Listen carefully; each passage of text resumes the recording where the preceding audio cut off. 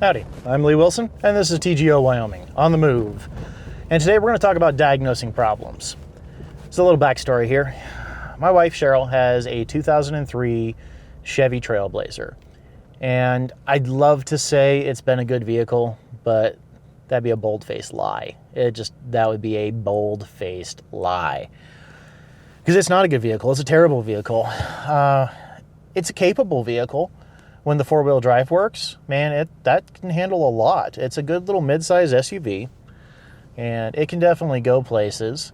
And it has good, I'd say not good, decent tires. I'm really spoiled with my Duratracs on the Land Cruiser, so anything less than that is just hard for me to accept. But, it has some BF Goodrich dualers. I think they're BF Goodrich. Yeah, they're BF Goodrich dualer ATs, which have done really well through the majority of everything we've ever needed to drive that thing through. It's not an off-road rig. But the Trailblazer has problems. It has serious gremlins. And one of those gremlins popped up just the other day. So we're getting ready to go out and I'm getting, Roger here, the munchkin, over to the new daycare. And I start up Cheryl's Trailblazer, and this thing sounds like it's, like there's an angry animal under the hood. I'm like, oh boy, that's not good. Suburban sounded like that once, and it turned out to be a water pump. So I pop open the hood and check it out. I'm like, oh, good Lord, no. Quick Google search later, figured out it could be one of two things. It could be the fan clutch, or it could be the water pump. And I'm still not sure which one it is. I ordered a water pump on Amazon today, and a good gasket for it, and a fan clutch tool, since that's a specialty tool, and I just don't have the time to make one myself, since I got to get this thing up and running. So hopefully those will be here on Friday. Today is Wednesday, so, by the time this gets posted, the timeline's going to be screwed up, and I'll probably already have the water pump done. But that's beside the point.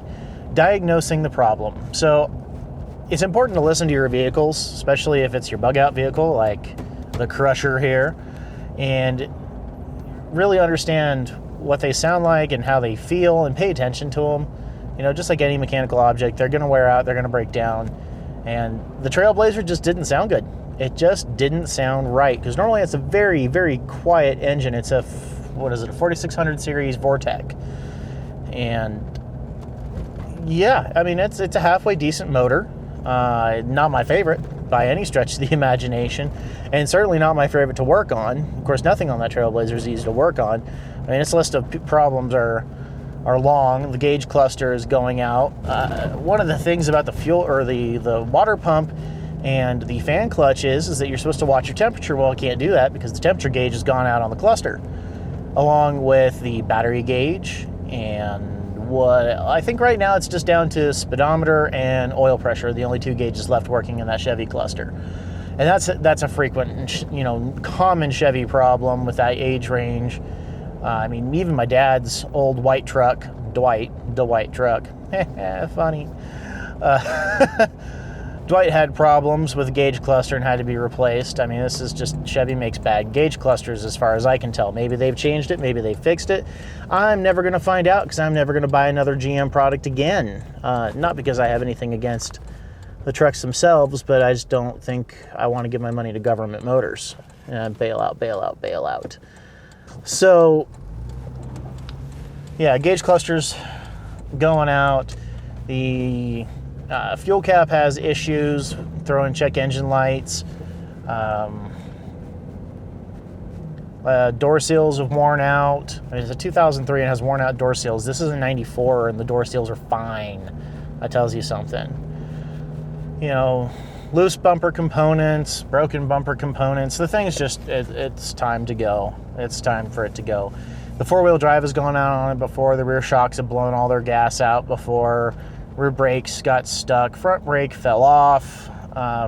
Rotor or caliper fell off and smacked into the rotor, and all sorts of just stuff. And I'm tired of putting thousands of dollars a year into it to keep it running, not even to make it nice. I could take all the money we put into that Trailblazer in the last 3, 4, 5 years and probably have bought a pretty nice used car, which is what we're going to do. We're going to look for a Toyota RAV4. So yeah, Toyotas are the way, and that's how we're going. That's how we're gonna stay. So I think I missed my turn to get Roger to the babysitter. Let's try 3rd Street. Let's see where 3rd Street takes us. What about that, buddy? 3rd Street, that good? Yeah, new babysitter. Not exactly sure where I'm going at the moment, but back to diagnosing problems. God, I'm getting aside. I'm getting really off track here. So, you hear something off, you feel something off, try to narrow down where the problem is, because sometimes it's really hard to tell where things are coming from when you're sitting in the cab. So, let your engine run, get up, walk around your car, use your senses, feel for vibrations, listen for sounds, smell for burning oil or whatnot, and try and diagnose it yourself, at least narrow down the area. And then what you can do is Google it. Oh my God. Again, back to this huge, massive resource called the internet that has pretty much answers for everything.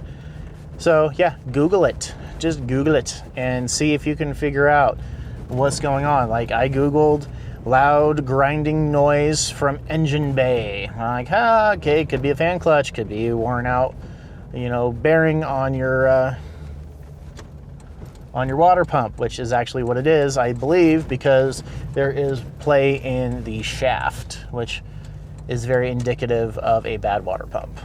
So that's gonna be a fun fix this weekend, but definitely just take a little initiative and figure out how to fix things yourself, and you'll be in pretty darn good shape.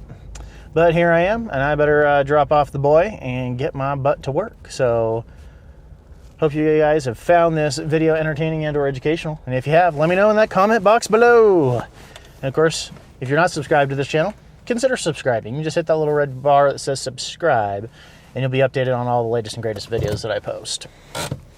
And of course, you can follow me on all of the social media, not all of it, because I don't use all of it, but Facebook at TGO Wyoming. That's facebook.com/TGO Wyoming, Twitter at TGOWY, and my very favorite Instagram for the daily update of awesome photos. And that's at TGO Wyoming. Yeah, you can also check out TGOWyoming.com, the brand new website where I'm posting blogs, videos. I'm going to have a podcast hosted on there. A lot of really cool stuff. It's a work in progress still, so bear with me.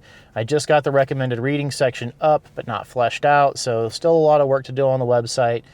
And if you guys want to help support this channel, you want to help support me and the work that I do, please consider doing your shopping on Amazon through my affiliate link. So you can go to tgowyoming.com/support and do your Amazon shopping as normal. Just click through that banner, buy whatever you were going to buy, and I receive a small portion of that, and that helps me keep the channel running, helps me keep the cars running, and helps me acquire new equipment, so that way I have cool stuff to review, which there are more of coming. All right, well, that's about it for today. Thanks again for watching. As always, stay safe, shoot straight, and I'll see y'all next time.